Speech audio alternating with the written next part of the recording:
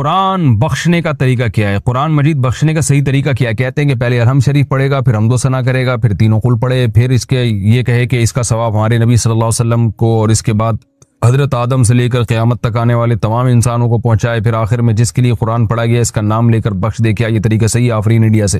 دیکھیں، قرآن بخشنے کا کوئی مخصوص طریقہ صحابہ سے ثابت نہیں ہے، صرف اتنا ثابت ہے کہ نبی صلی اللہ علیہ وسلم نے صدقہ کرنے کا حکم دیا ایک صحابیہ کو کہ وہ اپنی ماں کے لیے صدقہ کریں، تو اس سے علماء نے استدلال کیا کہ صدقہ بھی ایک نیکی ہے، تو کوئی بھی نیکی کسی کے لیے بھی کی جا سکتی ہے۔ تو بہتر تو یہی ہے کہ جس چیز کا حدیث میں صراحتاً ذکر ہے اسی کو فالو کریں، یعنی صدقات و خیرات کیا کریں میت کے لیے، لیکن کوئی قرآن یا کوئی اور نیکی پڑھ کے بھی اگر ایصال ثواب کرنا چاہتے ہیں تو بھی ٹھیک ہے، اس کا کوئی خاص طریقہ نہیں ہے، بس دل میں نیت کر لیں کہ اللہ اس کا ثواب فلاں کو پہنچے۔ باقی یہ جو کہا جاتا ہے پہلے الحمد شریف پھر فلاں پھر یہ، اس کا کوئی ثبوت نہیں ہے۔ کوئی بھی نیکی کسی بھی طریقے سے کی جا سکتی ہے اور دل میں یہ دعا کی جا سکتی ہے اللہ اس کا ثواب فلاں کو پہنچا دے۔ رہا یہ مسئلہ کہ اتنے ساروں کو پہنچا دے، آدم علیہ السلام سے لے کر فلاں لوگوں تک، پھر تمام پیغمبروں تک، صحابہ تک، تو یہ بھی جائز ہے کیونکہ ناجائز ہونے کی کوئی دلیل نہیں ہے۔ لیکن اس میں علماء کی دو رائے ہیں، بعض علماء یہ کہتے ہیں کہ ثواب تقسیم ہو کے پہنچتا ہے، تو جتنے لوگوں کو شامل کریں گے ثواب ڈیوائیڈ ہو جائے گا، اور بعض کی رائے یہ نہیں کہ نہیں تقسیم نہیں ہوتا بلکہ ہر ایک کو پورا پورا پہنچتا ہے۔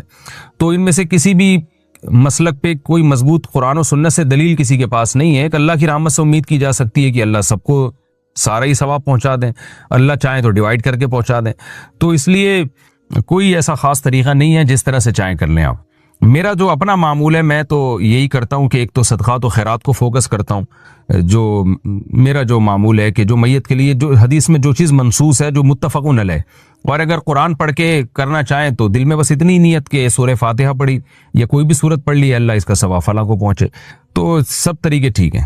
15 شعبان کے مسنون اعمال، 15 شعبان کے مسنون اعمال کون سے ہیں؟ ظاہر شاہ 4 سدہ سے۔ بھائی میرا جو چینل ہے دوسرا مفتی طارق مسعود اسپیچز، اس پر میں نے یہ تفصیل سے 15 شعبان کی حقیقت کو بیان کیا ہے۔ اس میں صرف کوئی چاہے تو عبادت کرے انفرادی طور پر، اور عبادت کا کوئی مخصوص طریقہ ثابت نہیں ہے، جس طرح سے نارمل عبادت ہوتی ہے وہی کرے، اور تنہائی میں کرے، یعنی گھر پہ۔ مسجدوں میں جتھے لگانا یا ہجوم اکٹھا کرنا یہ درست نہیں ہے، یعنی اس رات میں۔ اور 15 شعبان کا روزہ بہرحال ثابت نہیں ہے، تو بس رات کو جتنی چاہیں اللہ توفیق دے عبادت کر لیں جمہور کے قول پر عمل کرتے ہوئے۔ کیا موجودہ حالت میں چلے پر جا سکتا ہوں؟ ہمارے محلے سے چلے کی جماعت بن رہی ہے اس وقت میں ہمارے لیے جماعت میں جانا کیسا ہے، جبکہ علماء کرام کہہ رہے ہیں کہ اس وقت گھر پہ رہیں۔ احمد سہیل اتر پردیش۔ میرا خیال ہے یہ پرانا سوال ہے، مجھے آج ملا ہے۔ تبلیغ جماعت میں تو پابندی لگی ہوئی ہے، وہ خود تشکیلات نہیں کر رہے، وہ حکومت کے قانون کو فالو کر رہے ہیں، تو جماعت کے جو اکابر بزرگ ہیں وہ بھی منع کر رہے ہیں جماعتوں میں جانے سے، یعنی انہوں نے بھی فی الحال جو ہے وہ اپنے کام کو روک لیا ہے، اور حکومت کے قانون کا بھی تقاضا یہی ہے کہ فی الحال آپ نہ جائیں، گھر میں بیٹھیں۔ کیا کفن سفید رنگ کا ضروری ہے؟ کیا کفن کا رنگ سفید کے علاوہ کسی اور رنگ کا بھی ہو سکتا ہے؟ شہزاد پشاور سے۔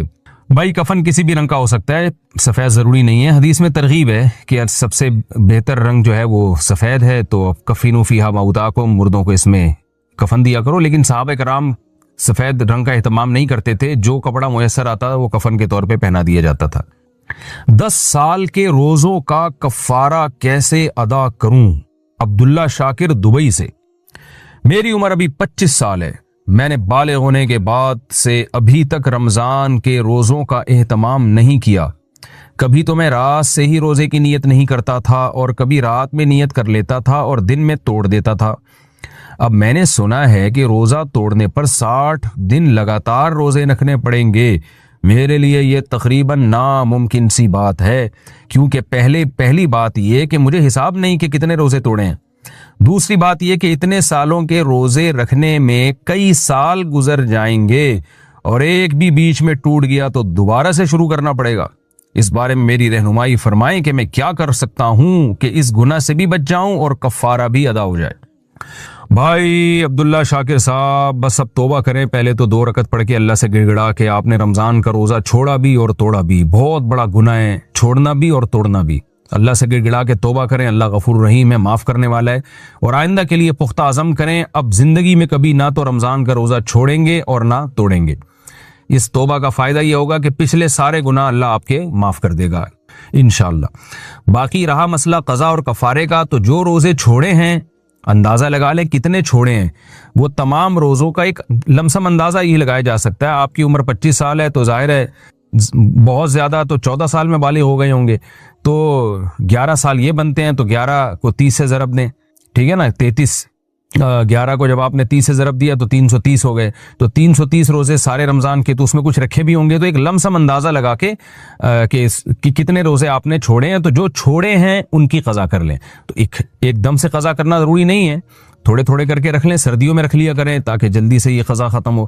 اور جو توڑے ہیں تو وہ ان کا کفارہ لازم ہے, کیونکہ بالغ ہونے کے بعد اگر رمضان کا روزہ آپ توڑ دیں تو کفارہ ادا کرنا پڑے گا. لیکن توڑنے میں دو طرح سے اگر توڑا جائے تو پھر کفارہ ادا ہوتا ہے. اگر آپ میرڈ ہیں, وائف سے آپ نے بیوی سے روزے کے دوران ہم بستری کر لی, جمع کر لیا, تو بھی روزہ ٹوٹ گیا اور اس کا بھی کفارہ ہے. یا آپ نے جان بوجھ کر کھانا کھا لیا تو بھی روزہ ٹوٹ جائے گا اور اس کا بھی کفارہ ہے. اس کے علاوہ کسی اور طریقے سے اگر روزہ توڑا ہے, مسئلہ تھوڑا حیا کے خلاف ہے, بعض دفعہ وہ لوگ اپنی ہاتھ سے اپنی خواہش پوری کرتے ہیں نوجوان, تو اس سے روزے کے دوران اگر کسی نے یہ عمل کیا ہے تو روزہ ٹوٹ تو جاتا ہے مگر اس سے کفارہ لازم نہیں ہوتا. گناہ ہے, بہت بڑا جرم ہے, لیکن کفارہ لازم نہیں ہوتا. کفارہ صرف 2 صورتوں میں لازم ہوتا ہے کہ آپ کھانے سے روزہ توڑ دیں یا جمع سے روزہ توڑ دیں. تو ان دونوں صورتوں میں کفارہ بھی لازم ہے, قضا بھی لازم ہے. اب اگر جمع سے روزہ توڑا ہے, یعنی بیوی سے ہم بستری کر کے اگر روزہ توڑا ہے, تو ایک رمضان میں جتنے روزے توڑے ہیں تو ان تمام کی طرف سے ایک ہی کفارہ ادا کرنا پڑے گا.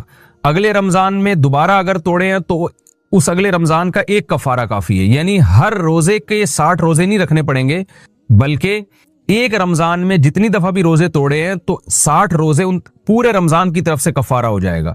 اور اگلے رمضان میں اگر روزہ توڑا ہے تو بھی 60 روزے اگلے رمضان کی طرف سے. تو جتنے رمضانوں میں روزے توڑے ہیں اتنے کفارے آپ پر لازم ہوں گے, بشرطے کہ بیوی سے جمع کر کے روزہ توڑا ہو. لیکن اگر روزہ کھانے سے توڑا ہے تو اس میں علماء کے 2 قول ہیں. ایک قول تو یہی ہے کہ ایک رمضان میں جتنے روزے توڑے ہیں ایک کفارہ سب کی طرف سے کافی ہے. الگ الگ رمضان میں اگر توڑیں گے تو الگ الگ کفارے ادا کرنے پڑیں گے. لیکن ایک دوسرا قول بھی ہے اور اس پر فتویٰ بھی دیا گیا ہے کہ کھانے سے اگر آپ نے روزہ توڑا ہے تو جتنے بھی رمضانوں میں جتنے بھی روزے توڑے ہیں آپ نے, اب جب آپ توبہ کر رہے ہیں تو ایک کفارہ ادا کر لیں, وہ پچھلے تمام رمضانوں کے تمام روزوں کی طرف سے کافی ہو جائے گا. تو میرا خیال ہے 25 سال میں آج کل شادیاں ہوتی نہیں ہیں, تو آپ نے شاید کھانے پینے سے ہی روزہ توڑا ہوگا. تو اب خلاصہ یہ نکلا کہ ایک تو توبہ کریں کہ اللہ جو میں نے روزے توڑے اور چھوڑے میں توبہ کرتا ہوں, آئندہ نہ توڑوں گا نہ چھوڑوں گا. اور پھر آپ نے کیا کرنا ہے کہ 60 روزے رکھ لیں. یہ 60 روزے پچھلے تمام جتنے بھی آپ نے روزے توڑے ہیں کھا پی کر, وہ تمام روزوں کی طرف سے یہ 60 روزے آپ کے کفارے کے ہو جائیں گے. مزید کفارہ ادا نہیں کرنا پڑے گا. تو 60 روزے آپ رکھ لیں. اللہ آپ کی مدد فرمائے اور آپ کو توبہ پر قائم رہنے کی توفیق عطا فرمائے, اور جو ہے آئندہ رمضان کی اہمیت اور رمضان کی جو ہے نا روزے کی اہمیت کو سمجھنے کی توفیق عطا فرمائے. میں ایک بیان یہ بھی کیا ہے کہ قرآن آسان بھی ہے اور مشکل بھی ہے. آسان بھی ہے اور مشکل بھی ہے. آسان اس اعتبار سے, مشکل اس اعتبار سے. تو میں نے اس پہ پوری ڈیٹیل بیان کی کہ یہ لوگ کہتے ہیں نا ہمیں مسائل کے لیے علماء کی ضرورت نہیں ہے, قرآن خود سمجھو, خود سمجھ میں آئے گا. اس پر میں نے پورا بیان کیا تھا کہ قرآن میں جو مسائل کا باب ہے وہ آپ کی سمجھ میں خود سے نہیں آئے گا, اس کے لیے مجتہدین کی رہنمائی چاہیے. اس پر بھی لوگوں نے, یہ میں نے پورا دلائل سے قرآن و حدیث سے بیان کیا ہے. اس پر بعض لوگوں نے اعتراض کیا تو قرآن تو پھر غیر مسلموں کے لیے بھی ہے نا, تو اگر اللہ نے قرآن کو مشکل بنایا تو غیر مسلم پھر کیسے ہدایت حاصل کرے گا؟ اس کا جواب میں بیان میں دے چکا ہوں, لیکن میں دوبارہ دے رہا ہوں تاکہ طنز کرنے والوں کو کچھ اللہ ہدایت دے شاید, کیونکہ یہ سوال نہیں کرتے, یہ طنز کرتے ہیں. یاد رکھو قرآن مجید میں جو گمراہی اور ہدایت کی باتیں ہیں وہ بہت آسان ہیں, وہ غیر مسلم کی سمجھ میں آئیں گی. غیر مسلم کا جو ہم سے اختلاف ہے وہ رفع الیدین, آمین بالجہر, سورہ فاتحہ, یہ نہیں ہے. اس کا تو جو ایتھیس ہیں ان سے جو ہمارا مناظرہ ہے وہ کیا اللہ ہے یا نہیں ہے. ان سوالات کے جواب قرآن میں بہت آسان ہے. پھر جو اللہ کو مانتے ہیں ان میں 2 قسم کے لوگ, ایک توحید پرست اور مشرک. تو مشرکوں سے جو ہمارا مقابلہ ہے تو عقیدہ توحید قرآن نے بہت ڈیٹیل سے بیان کیا ہے, اس میں کسی مفتی سے سمجھنے کی ضرورت نہیں ہے, وہ بہت آسان ہے. پھر جو توحید پرست ہونے کا دعویٰ کرتے یہود و نصارہ, وہ نبی صلی اللہ علیہ وسلم کو نہیں مانتے, रिसालत का जो मसला है वो कुरान ने बहुत वजाहत से बयान कर दिया। तो यहूद और नसारा का गलत होना कुरान से बहुत आसानी से साबित होता है। इसमें किसी इमाम अबू हनीफा या इमाम शाफी की आपको जरूरत नहीं है। तो ये सारे स्टेप उबूर करके जब आप इस्लाम में दाखिल हो गए, और ये कुरान समझ के ही हुए, अब इस्लाम लाने के बाद अब आपको अकायद की नहीं, अब आपको फरोई मसाइल की जरूरत पड़ेगी। वो कुरान में आसान नहीं है, उसके लिए अहल है, मुज्तहिदीन है, वो प्रोफेसरों और इंजीनियरों का काम नहीं है। समझ में आ रही है बात? अब मसाइल खड़े होंगे, नमाज में रफुल यदैन करना है कि नहीं करना, आमीन जोर से, उसके लिए मुज्तहिदीन है। अगर ये इतना आसान होता तो फिर अबू हनीफा शाफी की लोगों को जरूरत क्या थी? है भाई, तो ये हस्तियां पैदा क्यों हुई? वो लोगों को कह देते यार हमें क्या जरूरत है, हम तहकीक करें। हर दौर में इंजीनियर जैसे लोग पैदा होते रहेंगे, यूट्यूब भी होगा, किताबें भी होंगी, खुद ही रिसर्च करो, खुद ही फतवे देते रहो। कुरान से सिर्फ नमाज का तरीका कोई बता के दिखा दे, अकीमुस सलाता है, नमाज कायम करो, नमाज का तरीका कुरान में नहीं है। और सिर्फ हदीस भी काफी नहीं है, बहुत सारी चीजें नमाज की हदीस में मौजूद नहीं है। रफुल यदैन जो लोग कायल हैं सुन्नत है, वो ये बता दें कि ये रफुल यदैन छोड़ने से सद्दा साहब लाजिम होता है कि नहीं होता। ये भी तो नमाज का मसला है, ये नहीं बयान कर सकते आप। इस साहब को मैंने कहा कि रफुल यदैन वाजिब है, सुन्नत मुअक्कदा है, क्या है? उन्होंने कहा बस नबी ने हुक्म दिया है करो। हालांकि ऐसा है नहीं, नबी ने कहीं हुक्म नहीं दिया। नबी ने ये फरमाया कि जैसे मैं नमाज पढ़ता हूं ऐसे नमाज पढ़ो। तो आपने रफुल यदैन वाली भी पढ़ी है और रफुल यदैन ना करने वाली भी पढ़ी है। अब इसमें तरजीह किस नमाज को है, इसमें मुज्तहिदीन का इख्तलाफ है। लेकिन अगर आप पढ़ने के कायल हैं तो मैंने एक साहब से पूछा, मैंने कहा ये सुन्नत है वाजिब है, हदीस से क्या कह रहे हैं? हमें नबी ने कहा कि जैसे मैं नमाज पढ़ता हूं ऐसे पढ़ो, नबी ने हम करेंगे। वाजिब समझ के है ये। जब आदमी किसी मसले से जाहिल होता है ना तो फिर इस तरह से टोपी घुमाता है। अल्लाह के बंदे, एक आदमी ने नहीं करा रफुल यदैन तो उसकी नमाज तो हुक्म क्या लगाओगे? अगर आप इसको फर्ज कहते हो तो जो रफुल यदैन नहीं कर रहा उसकी नमाज नहीं होगी। अगर आप इसको सुन्नत वाजिब कहते हो तो जो रफुल यदैन नहीं कर रहा उसको सद्दा साहब करना पड़ेगा। अगर आप इसको सुन्नत मुअक्कदा कह रहे हो तो जो रफुल यदैन नहीं कर रहा वो काबिले मलामत है। अगर आप इसको सुन्नत गैर मुअक्कदा कह रहे हो तो जो रफुल यदैन नहीं कर रहा वो काबिले मलामत नहीं है। बाकी चीजों में तो आप फतवे लगा रहे होते हो ना, ये सुन्नत मुअक्कदा है, ये वाजिब है, ये फर्ज है, ये फलाना है। ये इधर आके चूंकि आपके पास जवाब नहीं है, अब आप क्या करते थे हो? बात को घुमाना शुरू कर देते। आप सीधा सीधा बोलो भाई इसका हदीस में जिक्र नहीं है, इज्तिहाद करना पड़ेगा। तो पता चला नमाज के तमाम मसाइल हदीस में नहीं है, इज्तिहाद करना पड़ता है। मैंने एक दफा बयान में बताया लोगों को, मसला बयान किया फेसबुक पे कि सद्दा साहब का ये तरीका है ना, इस तरफ सलाम फेरो, तैयात के बाद 2 सजदे करो। उस पे फेसबुक पे एक साहब ने इतना तंज किया बुखारी मुस्लिम की बहुत सारी हदीसें जिसमें सद्दा साहब का दूसरा तरीका था। कहा ये देखो मुफ्तियों को मुकल्लिद हैं अंधे और ये बुखारी मुस्लिम की हदीसों की। हालांकि हम उन हदीसों के खिलाफ नहीं है, उस तरीके को भी दुरुस्त मानते हैं। अगर मैंने बयान में कहा होता कि वो वाला तरीका सद्दा साहब का गलत है, फिर आप वो हदीस मेरे खिलाफ पेश करते। मैं जो पेश कर रहा हूं, एतराज करने वाले को चाहिए था वो ये दावा करता कि मुफ्ती साहब ने सद्दा साहब का जो तरीका बयान किया वो किसी हदीस में नहीं है, फिर एतराज जानदार होता। नहीं यारी बात समझ में। तो ये जाहिल लोग हैं जो साले यूट्यूब पे बैठ के मुफ्ती बने हुए हैं, उन लोगों के क्या बोलूं मैं लोगों को, बेगैरतों को। और ये जो आपके इंजीनियर साहब हैं, 2-4 इनसे मैं सवाल करके आगे चलता हूं। ये बैठने के लिए तो ये जहर का प्याला पी लेगा, कभी सामने बैठ के बात नहीं करेगा, ये कभी भी नहीं करेगा सामने बैठ के। इससे मिला है मुनाजरों से कुछ नहीं होता भाई, हम मुनाजरा नहीं कर रहे, हम प्यार मोहब्बत से आपके साथ बैठ रहे हैं। और आपने जो मेरे बयानात के गलत जवाबात दिए, सिर्फ मैं उस टॉपिक को उठा लूंगा कि मैंने जितने बयानात किए, जो मैंने दावे पेश किए, वो आपने उसके गलत जवाबात दिए और उस गलत जवाब पे आप अपने चमचों को उल्लू तो बना रहे हैं। इससे मैं उल्लू बनने वाला नहीं हूं, आप अपने चमचों को उल्लू बना रहे हो। समझ रहे? अर्श वाला जो मसला था कि अर्श की मिट्टी अफजल है या नबी के कब्र की, मैंने कहा अल्लामा इब्ने अब्दुल बर ने इस पर इजमा नकल किया है। तो आपने उलमाए देवबंद के लिए जो गलीज जबान इस्तेमाल की, आप वो अल्लामा इब्ने अब्दुल बर के लिए इस्तेमाल क्यों नहीं कर रहे? इसका जो चमचा सामने बैठा हुआ है उससे कहो कि ये सवाल तो इंजीनियर से क्यों नहीं पूछता, इसलिए कि उसको पूछने पर पाबंदी है। सही है ना? सवाल मेरा ये था ही नहीं कि अर्श अफजल है, या वो तो मैंने खुद बताया कि उलमाए देवबंद ने जो अकीदा लिखा है ये मुत्तफकुन अलैह हमारी राय के मुताबिक नहीं है, इसमें दूसरी राय भी हो सकती है। लेकिन उलमाए देवबंद पर इसलिए एतराज नहीं किया जा सकता कि ये बड़े बड़े मुहद्दिसीन का ये अकीदा रहा है और इसकी मैंने दलील भी दी थी, वो दलील भी पी गया है भाई। और इजमा का जवाब ये दिया देवबंदियों बरेलवियों का इजमा है। अबे अब अल्लामा इब्ने अब्दुल बर के वक्त वो क्या देवबंदी बरेलवी थे? वो لیکن جس چمچے کو سامنے اس نے بٹھایا ہوا ہے اس چمچے پر پابندی ہے. اسے کہا ہے کہ جو سوال میں ریٹن میں لکھ کے دوں اس سے دائیں بائیں ہٹنے کی کوشش کی تو تیری ایسی کی تیسی کر دوں گا میں. اس لیے میں کہہ رہا ہوں مجھے سامنے بٹھا, میں سوال کروں گا, پھر تیرا باپ بھی اس کا جواب دے کے دکھائے تو میں دیکھتا ہوں تو اگلی دفعہ کلپ بنا سکتا ہے کہ نہیں. لیکن میری شرط یہ کہ کیمرہ میرا اپنا ہوگا. یہ شرط, یہ کہتے ہیں ہم نے تو راستہ کھولا جب چاہو آؤ. ارے بھائی میں آؤں گا, کیمرہ مین میرا ہوگا اور لائیو چلے گا یہ, تاکہ کم بخت بعد میں تو ایڈیٹنگ کرتا ہی ہے. اور پتہ نہیں کوئی آزاد جمیل ہے جو اسے بار بار فون کر کے الو بنا رہا ہے, اور وہ بار بار کہتے ہیں میرے پاس وہاں طارق صاحب کا فون آیا, اتنی کالیں آئی. وہ بھائی جان کہیں تحقیق کرو, وہ آزاد جمیل نہ ہو, وہ آزاد جمیل نہ ہو کہیں. اس نے کئی لوگوں کو اس طرح سے مولانا طارق جمیل صاحب کی آواز بنا کے بیوقوف بنایا ہوا ہے. پھر مولانا طارق جمیل صاحب کا نام استعمال کر کے اپنے آپ کو کیوں مشہور کر رہے ہو؟ تو کٹر دیوبندی ہے, یہ منافقت نہیں ہے. مولانا طارق جمیل صاحب سے پوچھو ان کے وہی عقیدے جو المہند المفند میں لکھے ہوئے ہیں. کیوں لوگوں کو الو بنا رہے ہو بھائی؟ ایک بات پر قائم تو رہو. آپ بولو میرا عقیدہ ہے جو اس کے خلاف ہے میں نہیں مانتا. اگر مولانا نہیں مانیں گے تو ان کو بھی نہیں مانتا, کراچی کے مفتی نہیں مانتا تو اس کو بھی نہیں مانتا. انہوں نے چونکہ چائے پلا دی, سر پہ ہاتھ رکھ دیا, تو وہ بہت اچھے ہو گئے کہ ہم نے چائے نہیں پلائی, ہم آپ کے جو ہے نا وہ راز فاش کر رہے ہیں, آپ بہت گندے ہو گئے. اگلا سوال میں اس سے پوچھوں گا, سامنے نہیں بیٹھ رہا نا, پوچھنے دو مجھے کچھ سوال. اگلا سوال میں اس سے پوچھوں گا کہ میں نے یہ کہا تھا کہ عورتوں اور مردوں کی نماز میں جو فرق ہے یہ اجماع امت سے ثابت ہے. کسی حدیث میں نہیں ملتا کہ عورتیں آہستہ لبیک کہیں, مگر ان کو آہستہ لبیک کیوں کہلوایا جاتا ہے؟ اجماع کیوں ہے؟ اس لیے کہ وہ عورت ہے, حیا کا عنصر ہے. کسی حدیث میں نہیں آتا کہ عورت صفا اور مروہ کی سعی چل کے کرے گی. نبی نے تو فرمایا جیسے میں نے حج کیا ایسے کرو, جیسے نبی نے فرمایا جیسے میں نے نماز پڑھی ایسے پڑھو.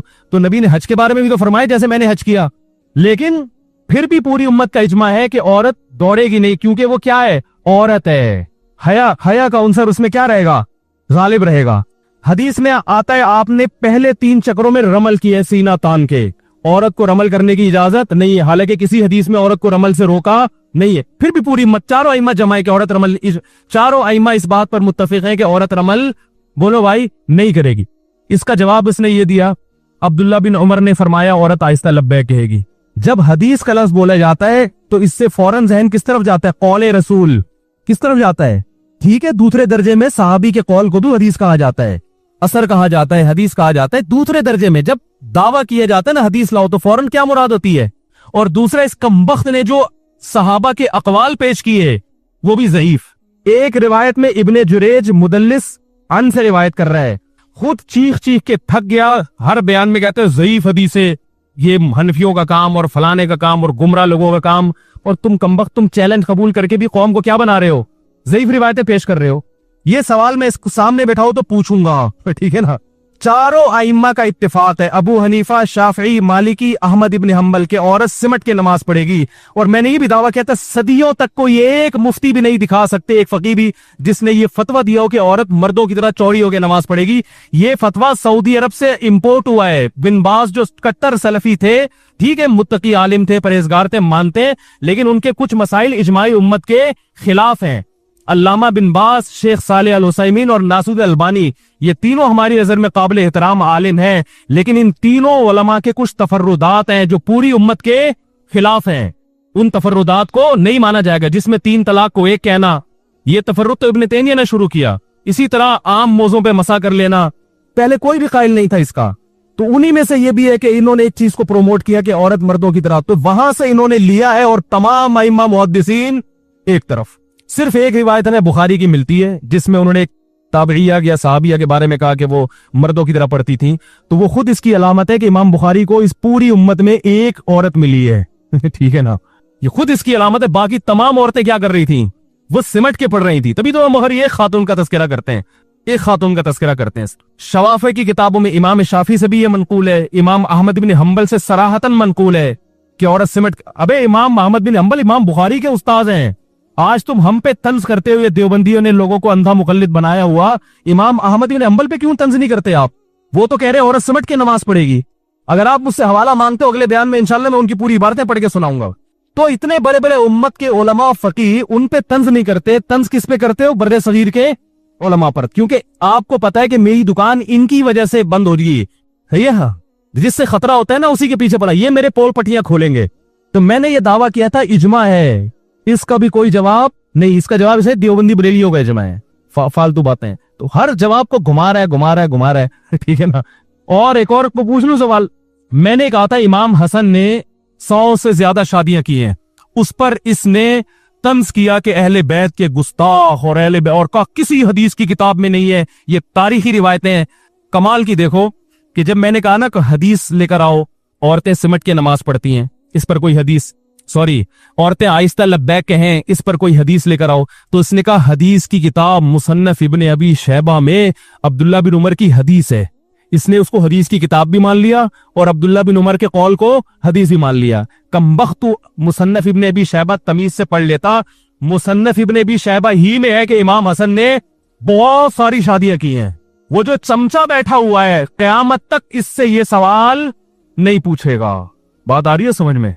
ये कह रहे तारीखी की किताबों में है, मनगढ़ंत किस्से अहले बैत की गुस्ताखी में, उसी में लिखा हुआ है। ये वो मुसन्नफ इब्ने अबी शैबा ही पढ़ लेता। और फिर हमें एक तो इल्मी इख्तलाफ होता है ना, तमीज के दायरे में इंसान बात करता है, ये बात भी जाहिलाना और करेगा ऐसे जैसे इससे बड़ा मुज्तहिद कोई आज तक पैदा हुआ ही नहीं है, कोई पैदा ही नहीं हुआ इससे बड़ा, बहुत बड़ा।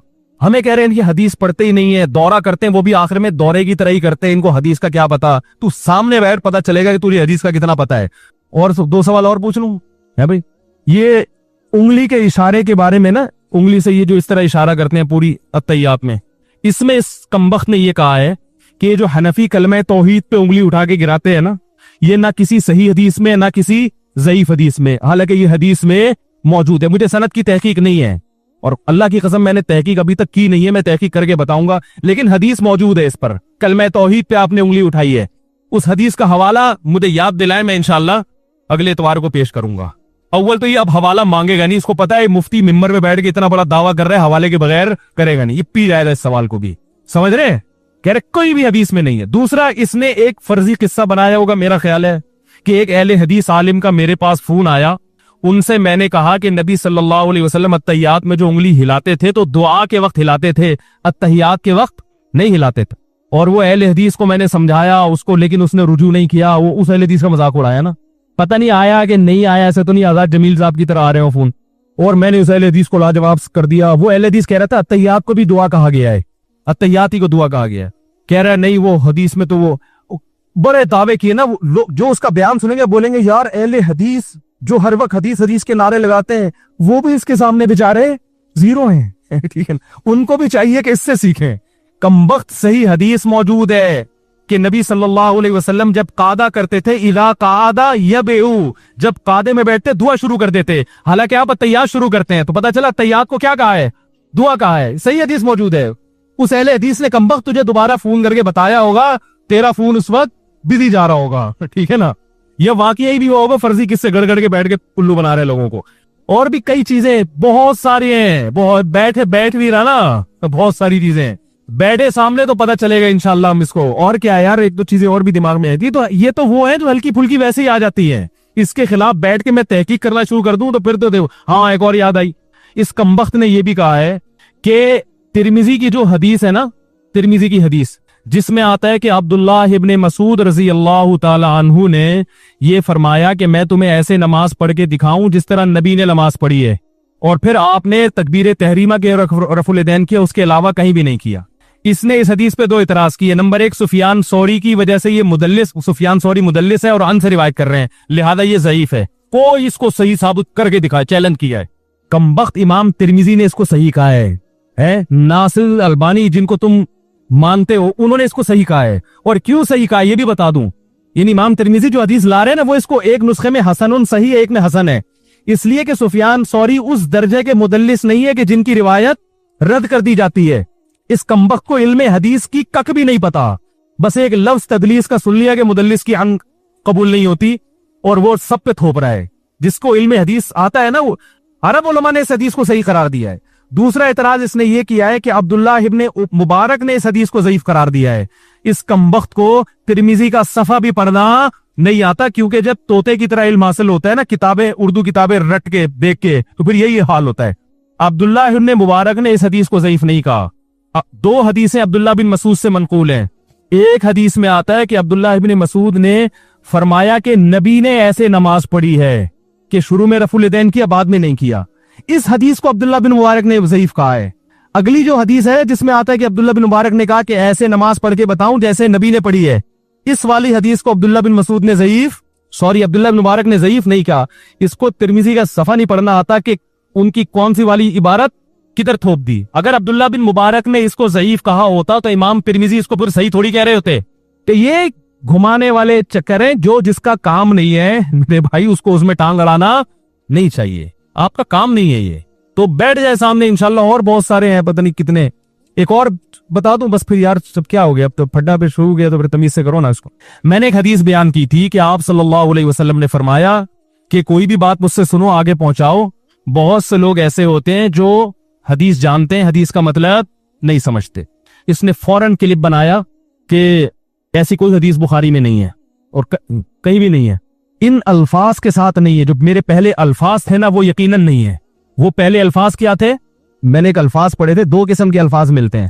وہ الفاظ یہ تھے کہ بلغوا عنی ولو آیا رب حامل فقہ غیر فقیہ، ایک الفاظ تو یہ ہے۔ ایک الفاظ یہ ہے کہ نضر اللہ عمران سمع مقالتی فوعاها، کہ اللہ اس شخص کو تر و تازہ رکھے جو مجھ سے کوئی بات سن کے آگے پہنچائے۔ رب حامل فقہ غیر فقیہ، اس لیے کہ کچھ لوگ علم کی بات جانتے ہیں سمجھتے نہیں ہے۔ تو حدیث کے الفاظ میں فرق ہے، معنی میں فرق نہیں ہے۔ تو ورڈنگ میں انسان سے غلطی ہو جاتی ہے کہ وہ والے الفاظ میں نے ادھر لگا دیے، لیکن معنی بالکل وہی ہے۔ بھئی ایک حدیث میں آتا ہے کہ اللہ اس کو تر و تازہ رکھے جو مجھ سے بات سن کے آگے پہنچا دے، اس میں بھی آپ ترغیب دے رہے ہیں نا، جو مجھ سے سنو آگے پہنچا دو، اس لیے کہ جس کو بتاؤ گے تو بہت سے لوگ ایسے ہیں جو حدیث جانتے ہیں سمجھتے نہیں ہیں۔ اور دوسری حدیث کے الفاظ یہ ہیں کہ جو سنو آگے پہنچاؤ، تو یہ الفاظ میں مجھ سے پوچھنی چاہیے، لیکن بچے جیسے بات کو پکڑتے ہیں نا پتنگڑ بنانے کے لیے۔ اگر یہ عقل مند ہوتا تو کہتا بھائی مفتی صاحب نے جو حدیث بیان کی اس کے آخر میں تو یہ الفاظ نہیں ہے، لیکن اس معنی کی دوسری حدیث کے آخر میں یہ الفاظ ہیں۔ تو جو اصل عبارت تھی، جو اصل فوکس جس کو کرنا تھا اس کو پی گیا، جس بات سے فتنہ پھیل سکتا تھا اس کو اچھال دیا۔ اب یہ تھا کہ یہ لوگ کہتے ہیں ہر آدمی حدیث کا مطلب سمجھتا ہے، لہذا ہمیں کسی مجتہد کی تقلید کی ضرورت نہیں ہے، جبکہ ہمیں حدیث سے پتہ چلتا ہے کہ ہر آدمی ہر حدیث کا مطلب نہیں سمجھتا۔ اور اللہ کے نبی نے امت کو دو حصوں میں ڈیوائیڈ کیا ہے، فقیہ اور غیر فقیہ۔ جو غیر فقیہ ہے وہ کس کی اتباع کریں گے؟ فقیہ کی۔ یہ اصل دعویٰ تھا، اس کا کوئی جواب نہیں آیا۔ اس پر میں نے شعر بھی کہا تھا، جو مطلب کی عبارت تھی اسے پنجوں سے گھس ڈالا، کبوتر لے کے آیا ہے میرے خط کا جواب آدھا۔